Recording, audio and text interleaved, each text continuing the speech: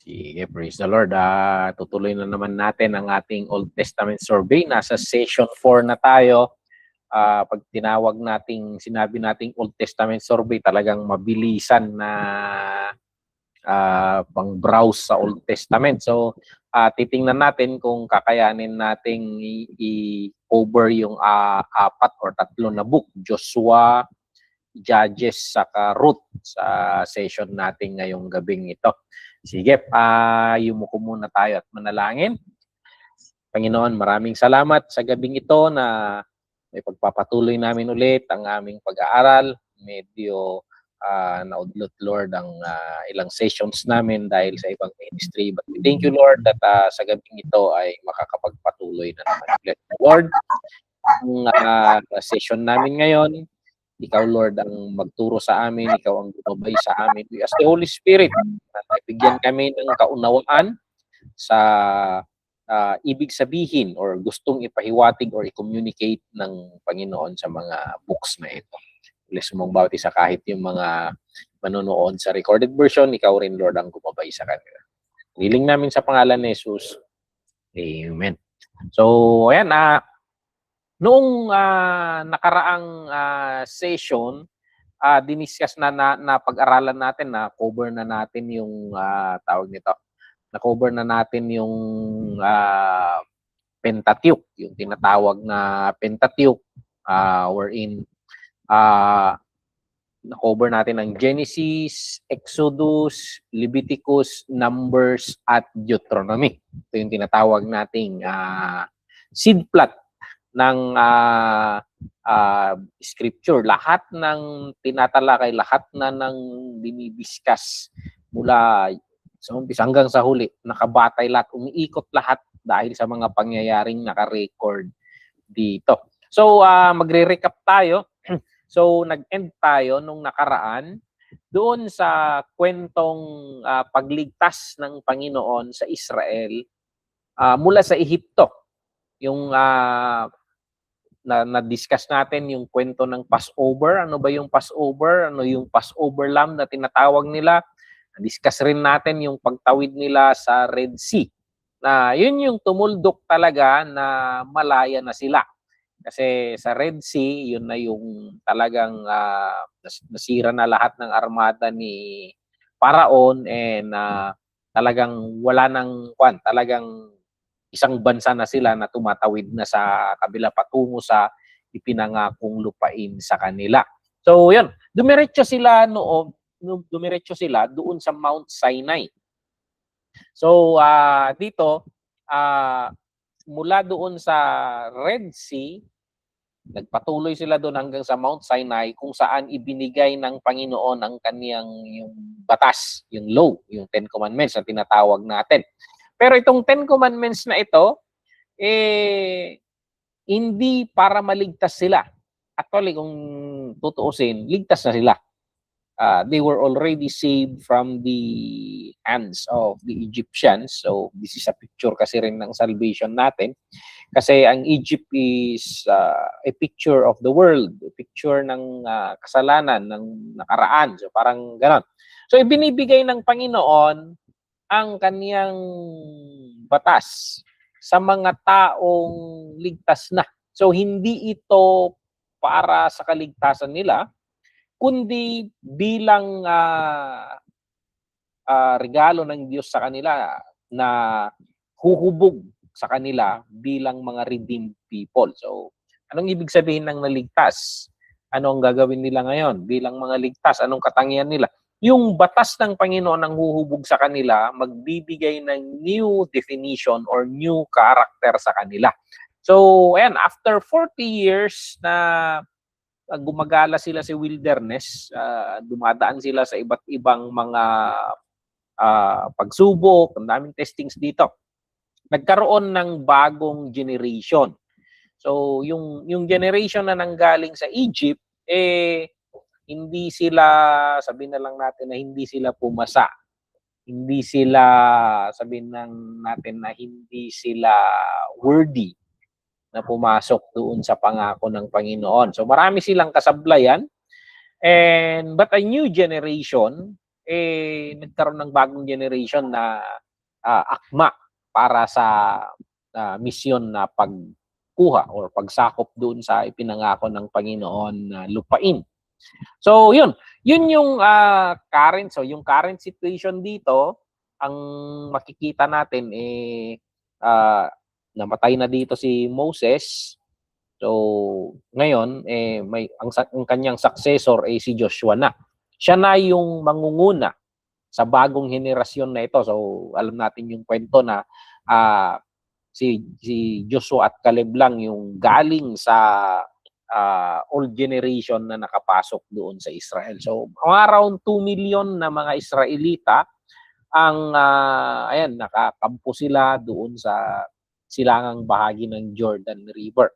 So, yung Jordan River naman, yun yung boundary naman ng wilderness saka yung promised land.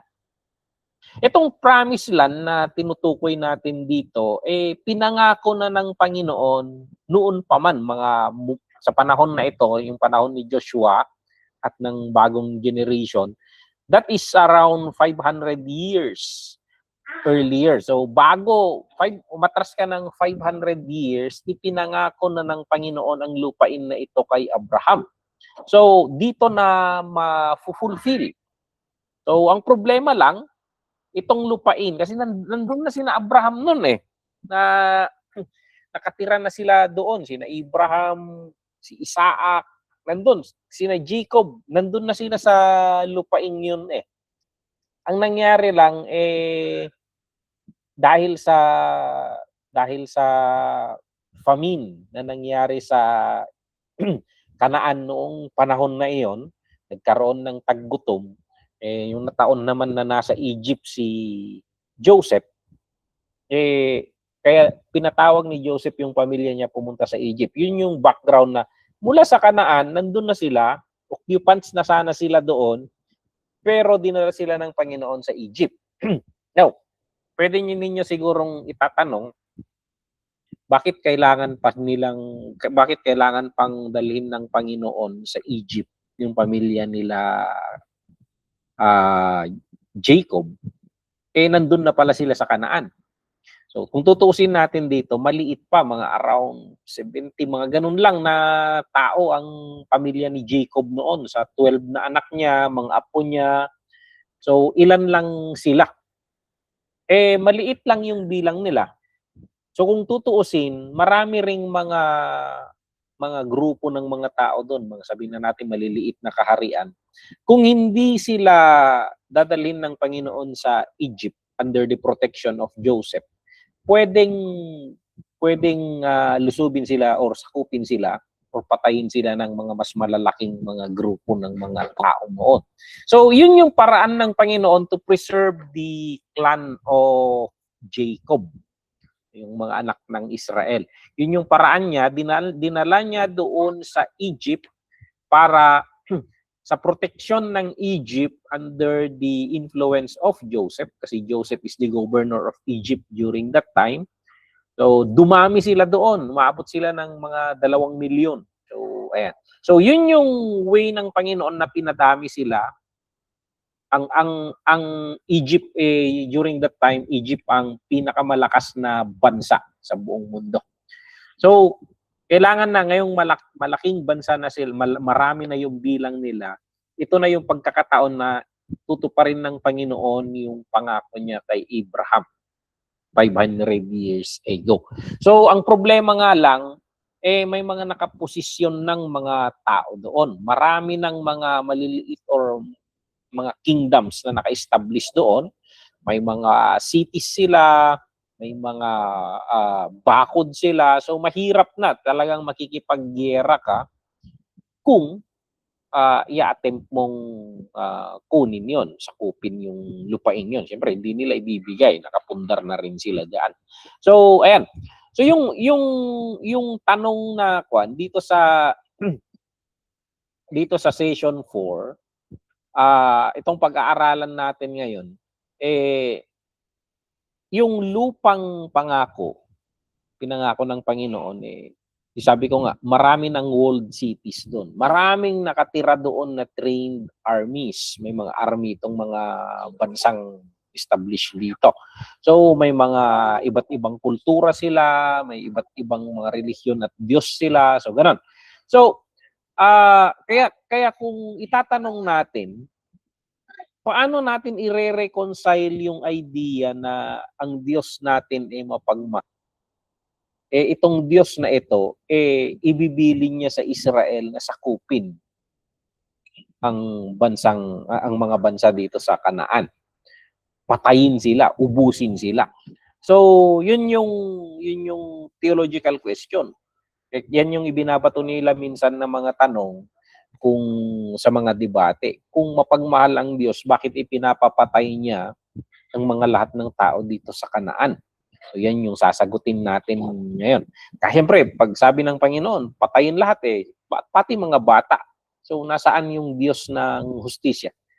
Yan yung i-examine natin, pag-aaralan natin yung tatlong aklat, itong Joshua, Judges, and Ruth, para masagot natin itong tanong na ito at maipakita yung kwento or drama ng kasaysayan ng mga itong bayan ng Diyos sa lupain ng pangako. So, itong tatlo kasi parang trilogy ito. Parang trilogy na ibinabahagi nito, isinasalaysay nito ang kasaysayan ng pangako na tinupad, pangako na nakumpromiso, at pangako na na-preserve. Okay? So, dahil sa Joshua, tinupad ng Panginoon yung pangako niya. Sa Judges, kinompromise ng Israel yung pangakong binigay sa nila. So yung Ruth naman, kahit kinompromise nila, preserve pa rin ng Panginoon yung pangako. So usad tayo doon sa unang aklat. So ayan, ang unang aklat dito na pag-aaralan natin is the Book of Joshua. So dito sa aklat na ito, basically, sinasalaysay lang nito yung pag-fulfill ng Panginoon sa kanyang pangako na mapapasakamay ng mga anak ni Abraham yung lupain na yon. So may mga basic information itong aklat na ito. Sinong nagsulat nito? So most likely si Joshua. Alam niyo yung mga sinaunang mga conquest, yung mga sinaunang pagsakop, may mga records yan. Parang may memoirs. So, diary ng mga pagsakop, mga ganyan. Military records yung mga yan. So, most likely, itong Book of Joshua, bilang sundalo, estudyante ni Moses, ginawa niya itong record ng pagsakop nila sa Promised Land. So karamihan ng mga data dito ay sinulat ni Joshua. And most likely, inedit ito ng mga pari during that time. So, itong quad. So, ayan, si Joshua, possible na inedit nila Eleazar, yung mga pari, sina Pinehas. So, possible na sila ang nag-edit dito. Kailan nasulat ito? Nasulat ito, ang sinasaklaw ng kwentong ito ay approximately 1406 BC hanggang 1370 BC. So, mapansin niyo pabaliktad yung pag-usad ng kwento kasi kung mapapansin mo yan, BC. Sa perspective ng biblical before Christ, sabi nila ito. But sa scholarly, sabi nila before the common era. So, ibig sabihin nito, 1,406 years bago dumating si Kristo, bago siya isilang. So, kaya pababa, i-analyze mo na lang ito na nung isinilang si Jesus, imagine mo na lang na year 0 yun, 0 BC. So, yun yung paghati nila ng panahon. So approximately 1,400 years, 406 years hanggang 1,370 years before na silang Panginoon nung na-compile ito. Okay? So, ang audience nito, bakit sinulat ito? Para kanino? Para kanino? So, yung original audience nito ay mismo yung generation na sumaklaw.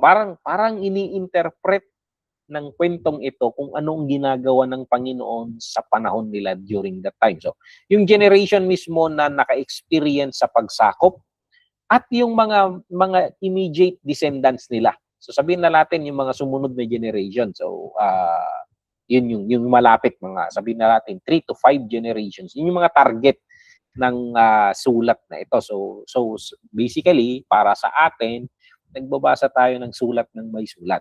Okay? Anong purpose? Anong purpose kung bakit naisulat ito? So may tatlong purpose kung bakit isinulat itong Book of Joshua. Una, historical purpose. Yung historical purpose, para madokumento yung legitimate claim ng Israel sa lupain. So, ayan, ma-establish nila na yung lupain nila, sa kanila talaga.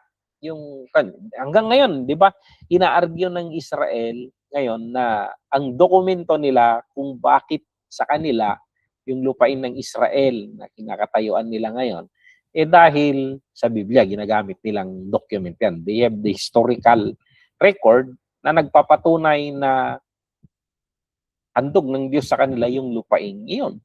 So, ayan, kung paano napasakamay nila. So, yan. So, pangalawa naman, theological. Yung understanding of God. How do you understand the thought of God? So, understanding God. So, study of God. So, kanina, history and theology. Para ma-demonstrate yung faithfulness ng Diyos sa kanyang mga pangako sa covenant niya. So makikita kasi natin dito na sabi natin 500 years, di ba? It took 500 years. 500 years man yan, hindi kinakalimutan ng Diyos ang kanyang mga pangako. Okay? So tinutupad ng Panginoon ang kanyang pangako. Ano matututunan natin doon? Kung may pangako ang Panginoon na personal sa atin, maghintay ka lang.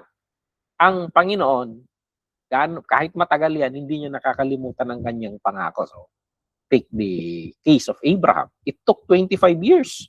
But after 25 years, truly, mas imposible pa sana yun. Kasi paano pagbubuntis si Sarah? But the Lord does what He says. So, yun yung kwan. So, pangatlong purpose is exhortational. So parang exhortation or sermon sa mga susunod na generation, sa mga future. So, para manawagan sa future generation na maging loyal sila sa covenant nila, kagaya ng ginawa ni Joshua.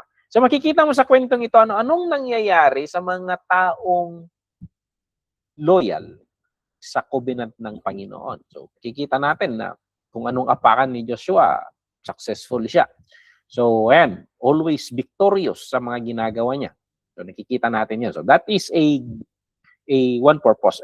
It's a message, it's a teaching sa susunod na generation. Okay? So, ayan. Theological framework. Uunawain natin ngayon yung pagsakop. So, bago natin i-examine yung mga specific na kaganapan, kailangan nating i-establish yung proper na theological framework ng pag-unawa sa pagsakop. So, hindi ito genocide.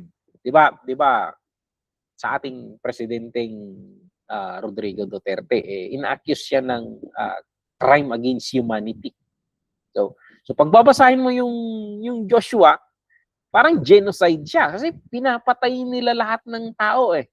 So, akala ko ba mapagmahal ang Diyos? Bakit ang bagsik naman niya? Okay? So, titingnan natin dito na actually yung ginagawa ng Israel ay divine judgment ng Diyos na ini-execute niya yung judgment niya gamit ang mga taong kasangkapan niya. So, ayan. So, yung pagsakop sa mga naninirahan sa Kanaan at pagkamatay nila, actually execution yan ng judgment ng Panginoon. At ginagamit niya ngayon ang Israel para ipatupad yon.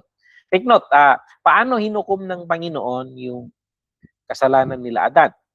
Inukom niya sa pamamagitan ng pag-kick out sa kanila sa garden, pagsumpa sa kanila, sinumpa yung babae, magpapakahirap sa pagsilang, sinumpa yung lalaki, para mabuhay, kailangan magpawis, mahirap ang buhay. Paano ang judgment ng Panginoon kay Cain? So, naging wanderer siya. So, ayan, hirap ng naging buhay niya na wandering, walang kapahingahan. So, pakikita natin rin doon sa time ni Noah, ginudge rin ng Panginoon ang mundo kasi napakasama. Wages of sin is death. Okay? So, itong mga taong ito, itong mga taong nandito sa Kanaan, napakasama ng mga taong ito. Napakasama ng mga taong ito. At ipinapatupad na ng Panginoon yung judgment niya sa pamamagitan ng Israel. Okay? So, paano i-judge ng Panginoon? Sa pamamagitan ng itong Israel. Okay? So, tingnan natin yung tatlong concept. So, ayan. Yung una, yung sovereign right ng Diyos bilang creator at may-ari ng lupain. So, ayan, sa Leviticus 25 verse 23, sinasabi doon, the land shall not be sold in perpetuity, for the land is mine. For you are strangers and sojourners with me. So, pag-aari ng Diyos ang Kanaan. So, parang ipinagkakatiwala niya lang sa Israel. So, pinagkakatiwala niya lang sa Kanaan. Okay? So yung mga nandun sa Kanaan, mga nakatira doon sa Kanaan, mga tenants, pag-aari ng Panginoon yung Kanaan, at kung ano mang lahi ng mga mamamayan ang nandun, mga tenant yung mga yon. So we need to think in that perspective. So, ayan, pag titingnan natin, yung mga archaeological evidence, pinapakita niya na ang mga Kanaan, yung relihiyon ng mga taga-Kanaan, napakasama. Kasi itong relihiyon nila, nag-aalay sila ng mga bata kay Molech. So, ayan, talagang child sacrifice yung ginagawa nila. Yung mga religion nila gumagamit ng ritual prostitution sa mga temple of worship, and mababangis sila. So yung kasalanan nila umabot na sa sukdulan. So, makikita mo yan sa Genesis 15 verse 16. So ayan, ang Panginoon ang may-ari ng lupain, ang may-ari ng Kanaan, at ang mga tenant dito ay ang mga Canaanites. Kaso, sobrang sama nila and parang pinapaalis na sila, talagang i-judge na sila ng Panginoon. Pangalawa, so makikita natin dito na key principle, may karapatan ang Diyos bilang creator na i-judge yung kasamaan ng kanyang creation. Okay? So, running principle yan. Mula pa lang doon sa garden. Gina-judge niya, the wages of sin is death. Gina-judge niya yung... So, pangalawa. So, punta tayo sa pangalawa. Yung ban. So, yung ano tong ban? Yung Holy War. So, yung expedition nila Joshua na they go to Canaan and wage war. So, hindi ito ethnic cleansing na inuubos nila ang lahi. So, actually, yung bilin ng Diyos na sirain sila ng ganap yung mga lungsod doon, pagkilos yun bilang paghuhukom ng Diyos. So, katulad ng ginawa ng Diyos sa panahon ni Noah, and yung pagkasira ng Sodom and Gomorrah. So, ganun yung principle. Pag sobrang sukdulan na sa sama, nag-judge ang Panginoon. So, ayan, hindi ito tungkol sa mga lahi. Hindi ito pagsira sa lahi. So, actually, pagpapatupad ng judgment ng Panginoon para yung influence ng kasamaan nila may matanggal dito sa mundo. Okay? So, tinatanggal ng Diyos yung mga idolatrous influence para mag-preserve itong Israel, para hindi mahawa. Kasi nililinis ng Diyos ang mundo. Inaayos niya ang mundo. So ito yung paraan na nagpe-preserve siya ng bagong model, which is Israel. Makikita mo yan sa mga text natin dito, Deuteronomy 7:1-6, Deuteronomy 20:16-18. So ayan. Anong key principle dito? Ang key principle natin dito, sometimes, paminsan-minsan, talagang radikal yung mga pamamaraan ng Diyos para yung mga pamamaraan natin or gagawin natin para maprotektahan yung spiritual purity. So, ayan. And then, pangatlo na theological framework dito, yung typological picture ng spiritual warfare. Itong pagsakop na ginawa nila Joshua, nagbibigay ito sa atin ng pattern para sa sarili nating mga spiritual battles. So, sabi ni Paul doon sa Ephesians 6 verse 12, "For we do not wrestle against flesh and blood, but against rulers, against the authorities, against the cosmic powers over this present darkness." So, may perspective tayo pag pinag-aaralan mo yung nangyari sa Joshua. Parang ganun. In the spiritual warfare, parang ganun yung nangyayari. Nakikipagbaka tayo in the spiritual para makuha natin yung mga pangako ng Diyos sa spiritual na lugar. So parang ganun. Okay? So ayan. Yung key principle dito, yung pamana natin, the inheritance na makukuha natin kay Kristo, kailangang i-claim, kailangang i-protect. Okay? So, maraming Kristiyano ang akala nila, ibibigay ng Diyos mismo yung mga bagay-bagay. Hindi, you need to fight for it. Pangako ng Diyos ang prosperity, but you need to invade prosperity. So, ayan. Hindi kaya yaman kahit maghapon kang nananalangin. You need to makikibaka ka. You work and the Lord will bless the work of your hands. So yun yung principle ng kwan dito. Anong mga pangako ng Panginoon? Health. Well, we fight for our health. So, kumain tayo ng mga healthy food. Check up tayo. Mag-take tayo ng mga vitamins because pangako ng Panginoon yan. So, ayan, parang ganun na mga principles. Kayamanan, magandang kinabukasan, and the Lord will bless us. So, parang mga principle yung mga yon. So, pakikibaka. So, yung mga pangako ng Panginoon, sometimes we need to act to invade them. And the Lord is with us in taking or claiming those. Okay? Yan yung key principle natin dito. Okay? May mga practical example tayo dito. So, imagine mo na lang, regarding doon sa kwan. May isang doktor na, di ba, nag-opera yung mga surgeon and na-detect nila na may cancer cell ka sa katawan, and then, ang ginagawa nila, ino-operate nila yung pasyente.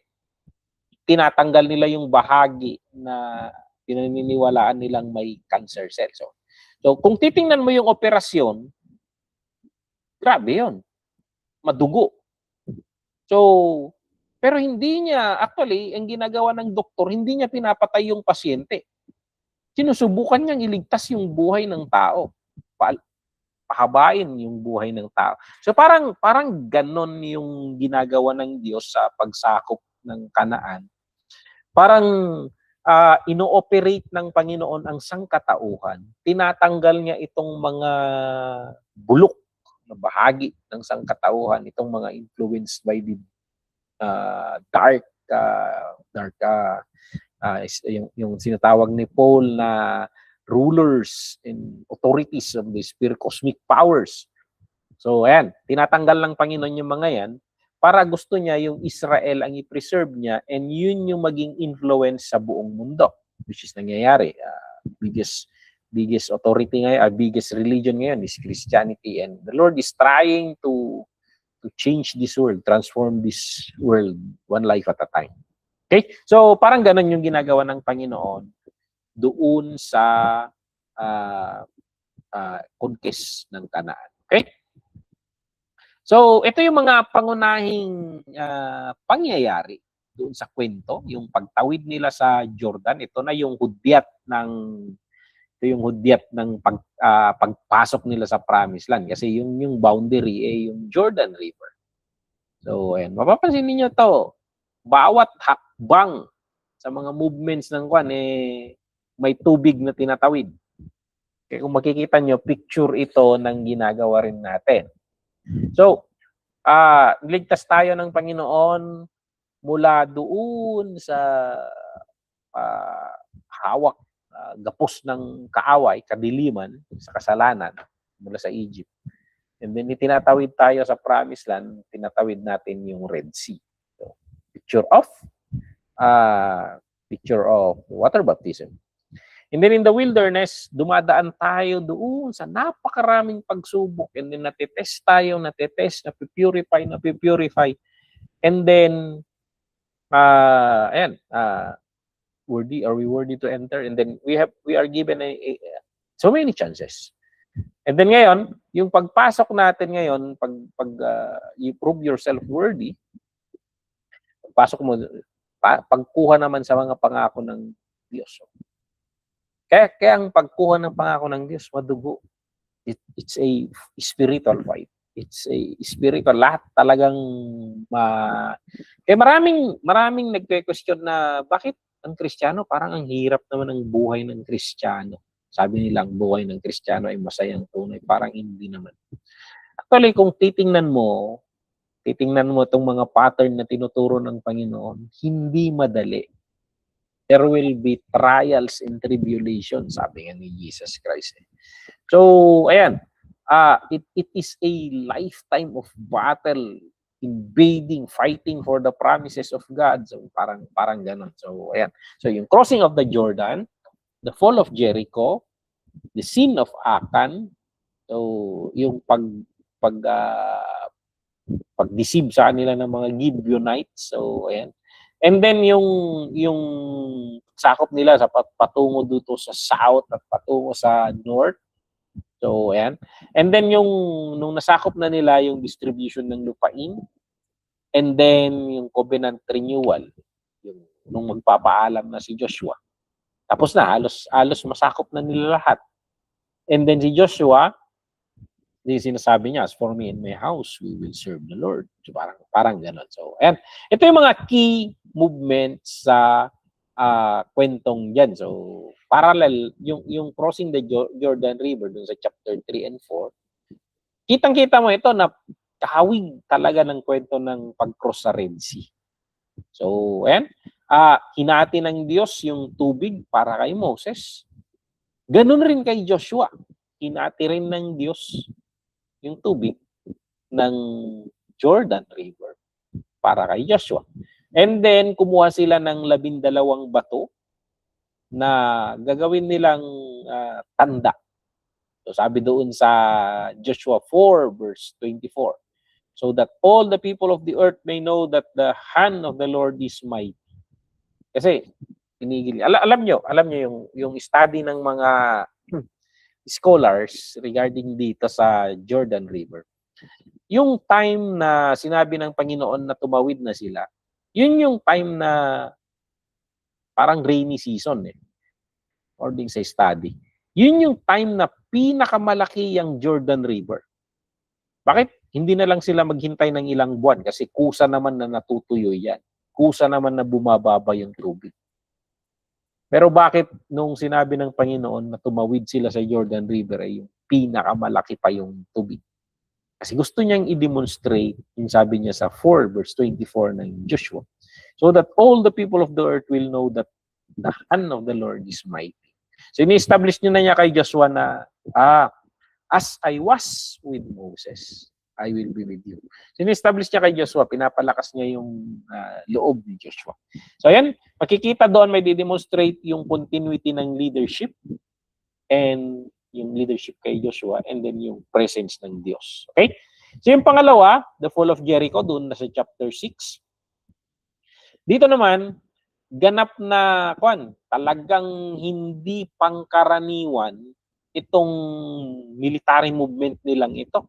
Kasi ang Panginoon ang nagbigay ng instruction kung paano nila sakupin or igera itong fall of Jericho. At ang instruction ng Panginoon, libutin ninyo ng 6 na araw yung bansa or yung city.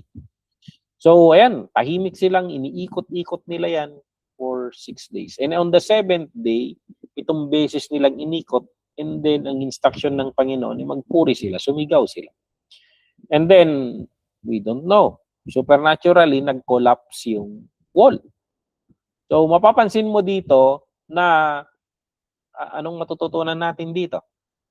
Ang victory, in-establish ng Panginoon tong perspective na ito. Ang victory ay nanggagaling sa obedience sa instruction ng Diyos. Hindi sa talino natin.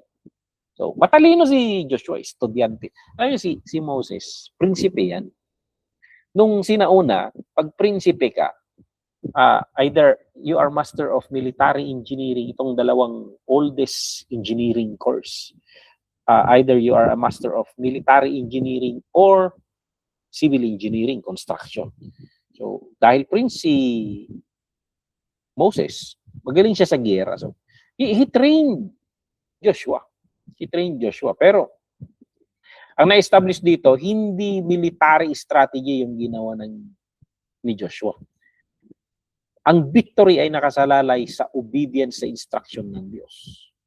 So kahit sa buhay Kristiyano natin, matututunan natin dito na wala sa diskartehan yan, wala sa talino. Kung may sinasabi ang Panginoon na instruction sa buhay mo, follow it faithfully. And then the Lord will make you victorious in your life. So yun yung matututunan natin dito. So victory comes through obedience to God's word, not military strategy or whatever strategy. Pangatlo, yung kasalanan ni Akan dito sa chapter 7. Now, kasama itong ini-establish na turo dito sa chapter 6 at chapter 7. Kasi theologically, very critical itong bahagi na ito. Kasi pagkatapos nilang nanalo sa giyera sa Jericho, yung nangyari naman dito, yung nakakahiyang pagkatalo nila sa napakaliit na city, yung Ai. Dahil, bakit sila natalo? Dahil si Akan, nilabag niya yung instruction ng Diyos na huwag kumuha ng mga bagay-bagay na sinabi ng Panginoon na huwag. So, ayan, sa Jericho yun kumuha si Akan, nagtago siya ng mga yung samsam ng giyera. So, ayan. Napakahalaga yung mapapansin mo dito na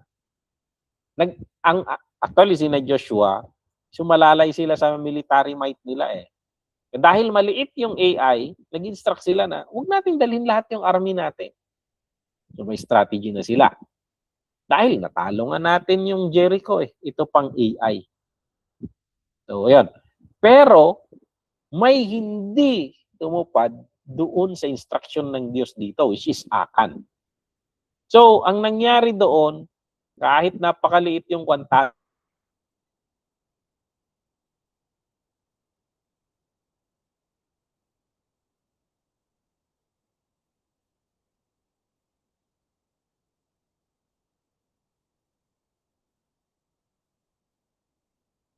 to the word of God, sa instruction ng Panginoon. Okay?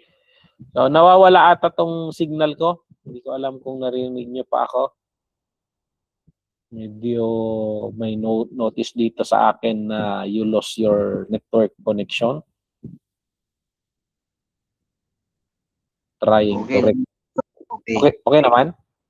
Opo. Sige. Tuloy lang tayo. Okay. So, ayan. Si Akan, itong pinahamak niya yung buong buong community. So actually, kung pag-aaralan mo yung tinutukoy ni Paul ito sa 1 Corinthians 12:26. Okay? Try nyo na lang tingnan later yan. Usad tayo sa pang-apat na isang malaking bahagi rin sa chapter 9. Itong panliling lang sa kanila ng tribo ng Gibeon. Itong Gibeonite. So, dito naman, kumilos sila, nagdesisyon sila ng mga bagay-bagay na hindi sila nagkonsulta sa Diyos. So, ayan, sa 9 verse 14, chapter 9 verse 14, so, sabi dito doon, na nabigo ang Israel na mag-inquire sa Diyos at nakipagkasundo sa tribo ng Gibeon nang hindi kinukonsulta ang Diyos. Ang instruction ng Diyos sa kanila, ubusin nila yung mga tao doon sa Kanaan kasi sobrang sama ng mga to. Now, itong Gibeon, takot na sila sa Israel kasi nakita nila yung lakas, yung kapangyarihan na meron sa kanila na talagang napaniwala yung buong Kanaan na wala na, tapos na tayo rito. Na nagpanggap itong mga taga-Gibeon, yung tribo ng Gibeon, nagpanggap sila na galing sila sa malayong lugar at bumiyahe pa sila at gusto nilang kasundo, treaty. So, gumawa ng kasunduan ng Israel sa kanila. So, hindi na nila matutupad yung instruction ng Panginoon na ubusin. Kasi nangako sila sa Gibeon na huwag silang patayin. Na may alliance sila. So, ayan. Sa failure na ito, kahit sablay itong failure na ito, inonor pa rin ng Panginoon yung panata nila sa Gibeonite. So ang nangyari, isinali na lang itong Gibeonites na ito, isinali na lang sa community ng Israel. So, parang gano'n, naging mga alipin nila. Pero dapat itong mga to, maparusahan rin sana ng kamatayan. Take note, the wages of sin is death. So, yan. So, dito mapapansin mo na si Rahab Incorporated, Rahab sa city of Jericho, itong Gibeonites, nagpapakita na may redemption na available sa mga mag-a-align kay Yahweh. Take note, si Rahab, doon sa Jericho, pagpasok nila sa Jericho ng mga spy, sabi niya, alam kong sisirain ng Diyos niyo tong bansang ito. Ipangako niyo lang na iligtas ninyo yung pamilya ko. Huwag niyong idamay yung pamilya ko, pero itatago ko kayo kung mamanata kayo. So mapapansin mo na si Rahab, a prostitute in Jericho, inonor ng Panginoon yung faith niya. Kung nag-a-align sila sa mga layunin ng Diyos, may grace sa kanila. Itong Gibeonites, so inonor ng Panginoon yung treaty ng Israel sa kanila. So may redemption. So then, pahiwatig na yun na kahit tayo in the future, far future, kahit hindi tayo Hudyo, kahit Gentiles tayo, pag nag-align tayo kay Yahweh, papasakop tayo, nagsasubmit tayo. So, He gives grace to us. So, yan. Nakahanap ng grace si Rahab, nakahanap ng grace ang Gibeonites. Okay, so, ayan. Ang lesson dito kasi, mag-inquire tayo sa Diyos. Huwag tayong padalos-dalos sa mga desisyon natin. Yun yung quad doon. So, ayan. But anyway, the Lord still honor that and He give grace to the Gibeonites. Panlima, yung Southern and Northern campaigns, ito, chapter 10 and chapter 11. So, tinalo ni Joshua yung may mga nagsama-samang mga kaharian or mga hari ng Kanaan. So, nag-collab sila, nagsama-sama yung mga army nila para labanan, pero tinalo pa rin ni Joshua tong mga to.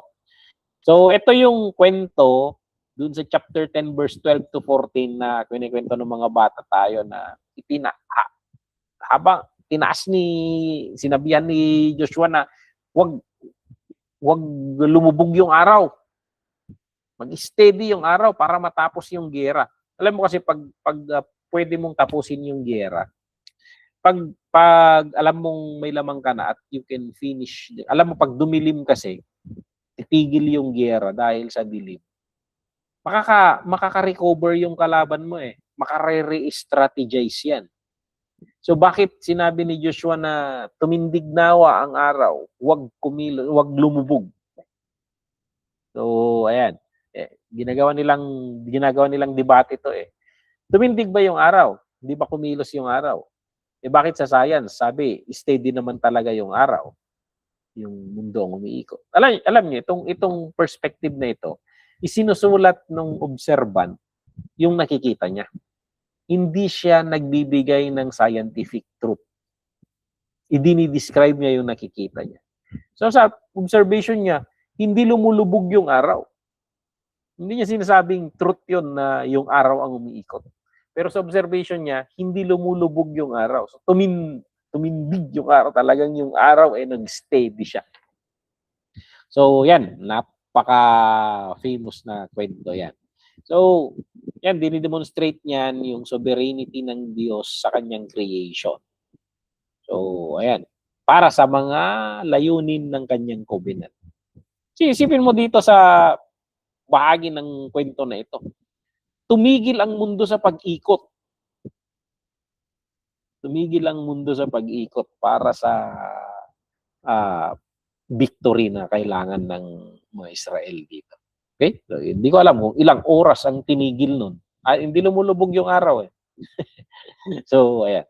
Pang-anim, yung distribution ng lupain. So, nasakop na nila halos lahat ng Kanaan. So, ayan, paano nila i-distribute ngayon sa iba't ibang tribo? So, yan yung sinasaklaw ng chapter 13 hanggang chapter 31. So, i-distribute na nila yung mga territory sa bawat tribe, and sinasabi ng narrator dito, sabi na, not one word of all the good promises that the Lord had made to the house of Israel had failed. All came to pass. Yan yung sinabi ng narrator doon sa chapter 21 verse 45. So, lahat ng pangako ng Diyos na sinabi niya sa sambahayan ng Israel, walang nabigo. Lahat natupad. So, yun yung gustong i-highlight ng narrator dito. So, ang Diyos, tinutupad niya ang kanyang mga salita. Okay? So, ayan.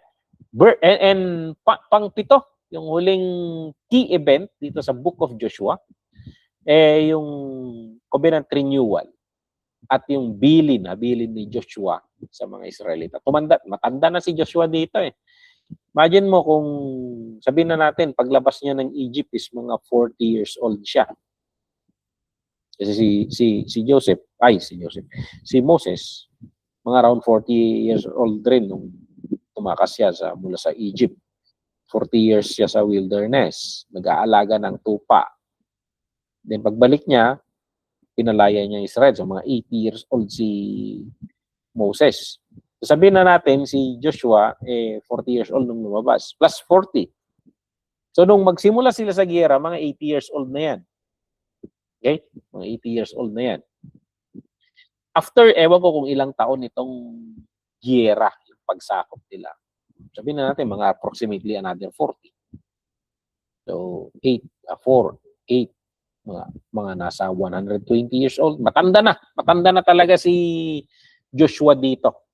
So, ito, nagpapaalam na siya, naghahabilin na, at nandito yung napaka famous na pahayag ni Joshua dito sa Joshua 24:15. Mamili kayo sa araw na ito kung sinong paglilingkuran ninyo. Pero para sa akin at ang aking sambahayan, maglilingkod kami sa Diyos. So, nirenew niya yung covenant niya doon sa Shechem. And nagwa-warning siya regarding sa idolatry. Dahil kung gagawin ng Israel yung kasalanan ng mga taga-Kanaan, kung nawala ng mga taga-Kanaan yung lupa nila, mawawala rin ng Israel yung lupa nila. Kasi napunta lang sa kanila yung lupa dahil by grace. So, and grace ng Panginoon dahil nagkasala yung connect. Ngayon, kung gagawin rin nila yung kasalanan ng mga Kanaan, tatanggalin rin sila ng Panginoon. Which is nangyari talaga yan. Kikita natin sa later na kwento yan. So, ayan. So, ayan,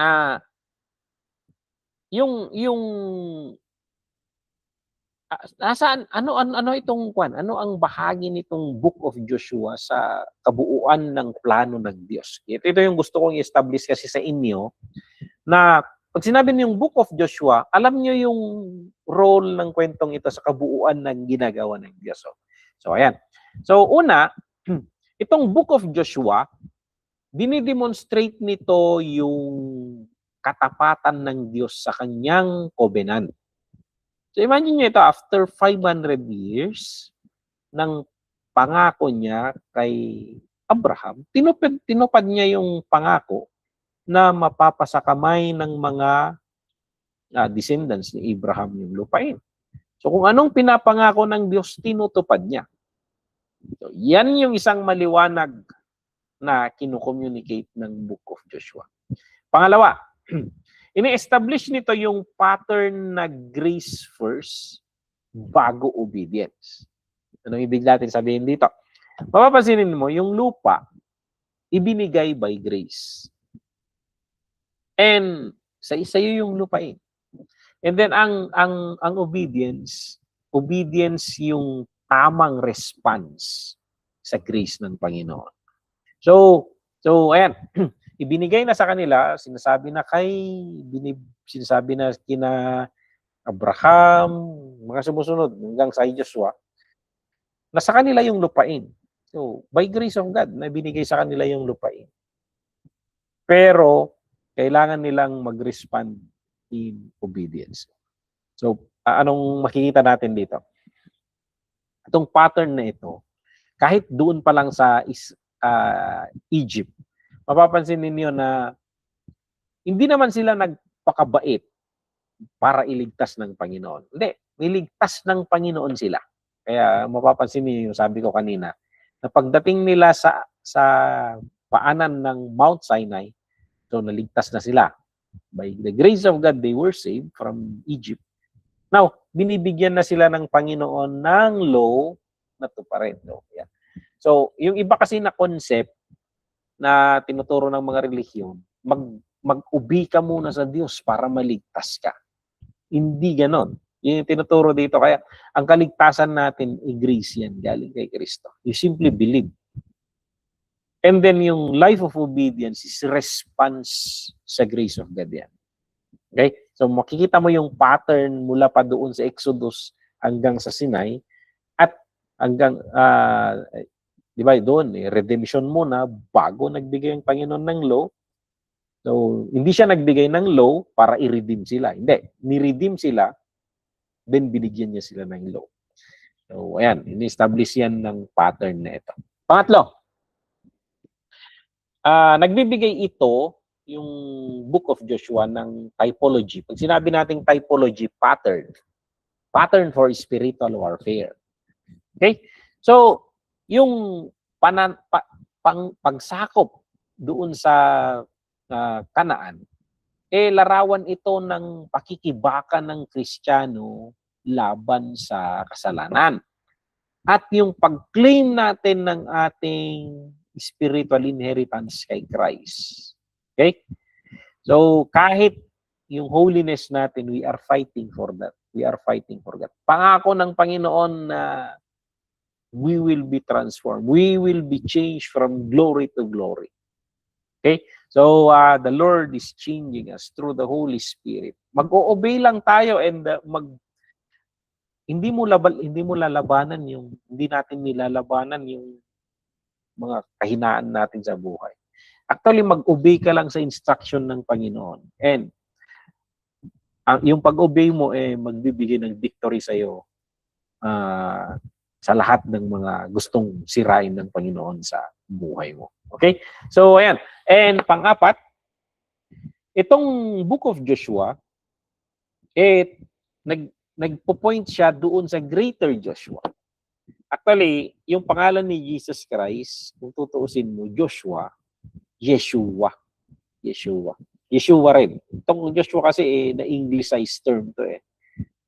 But, yung pangalan ni Joshua at pangalan ni Jesus, hindi nagkataon na pareho. Kaso itong Yeshua na ito, saka yung Yeshua na yun, this is greater Yeshua, yung parating. So, yun yung pangalan, yung Hebrew name na Joshua or Yeshua, ising at sa pangalan ni Jesus. So, tinuturo na nito yung kung si Joshua dinala niya yung mga Israelita doon sa Kanaan para magkaroon ng kapahingahan. Si Jesus naman, itong greater Joshua, dadalhin niya tayo doon sa tunay na kapahingahan, which is the salvation that we have. Yan yung tinatalakay ng Hebrews chapter 4, verse 8 to 11. Okay? And panghuli, ayan, itong Book of Joshua, ipinapahiwatig nito yung hindi pa tapos. Kasi hindi nila nasakop lahat eh. Hindi nila natapos yung trabaho kasi may pagkapasaway rin sila na hindi nila tinupad lahat ng instruction ng Panginoon. So, anong resulta ng hindi nila ganap na pagtupad doon sa mga instruction ng Panginoon? Ang resulta, yun nangyari sila sa kanila sa Book of Judges. So, ayan, kaya doon patungo yung susunod na kwento natin. Okay? So, ayan, it's already 9:40. I think mabibitin tayo kung itutuloy natin ngayon ito. But I will end dito sa Book of Joshua. So pag magklase tayo next week, pag-aaralan natin, I think kakayanin nating i-join itong Joshua and Ruth. Kasi parehong age ito after ng panahon ni Joshua. Okay? So, ayan, may mga tanong kayo regarding sa Book of Joshua. So, basically, that is the Book of Joshua. And I hope nagkaroon kayo ng good grasp kung ano yung overview ng Book of Joshua. So, sa Tuesday, pag-aaralan naman natin itong Judges and Ruth. Okay? So, may tanong kayo o reflection regarding dito sa Book of Joshua? So, sige. Kung wala, you can send your question doon sa chat group natin and or reflection ninyo. Isisend ko rin tong material doon so you can go in advance doon sa Book of Judge and Ruth and you can review yung Book of Joshua. Okay? So we will close this in a word of prayer. Hallelujah. Manalangin tayo. Lord, maraming salamat sa aral na gusto mong i-communicate sa amin sa pamamagitan ng Book of Joshua.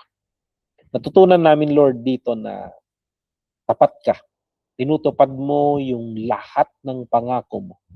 Natutunan rin namin, Lord, na we are victorious. Magiging victorious kami sa buhay. Hindi sa kakayahan namin, kundi sa obedience namin sa mga instructions mo. Lord, we pray, Lord, na yung mga lessons na natutunan namin sa Book of Joshua, may tago sa aming mga puso at isipan, Lord, nang maging victorious kami sa mga lahat ng mga spiritual battles namin, sa lahat ng pag-claim namin sa mga pangako mo, sa pag-invade namin sa mga ipinangako mo sa amin, pangakong karangyaan, pangakong kapayapaan, pangakong magagandang bagay, O Lord. Lord, I pray na buksan mo ang aming kaunawaan nang makita namin ang mga lesson na gusto mong ibahagi dito. Maraming salamat, Lord, sa turo mo sa amin dito sa Book of Judges, Book of Joshua. Bless mo, Lord, ang bawat isa sa amin. At kahit sa pamamahinga namin ngayong gabi, we pray for your grace. We pray, Lord, for peace. We pray, Lord, for restoration sa aming physical and spiritual na buhay, Lord. Bless mo lahat sa amin, kahit yung mga manonood ng recorded version. So, hiniling namin sa pangalan ni Jesus. Amen and amen. Ayan. God bless po. God bless Next Tuesday po. ulit. Sige, good night Good po. night.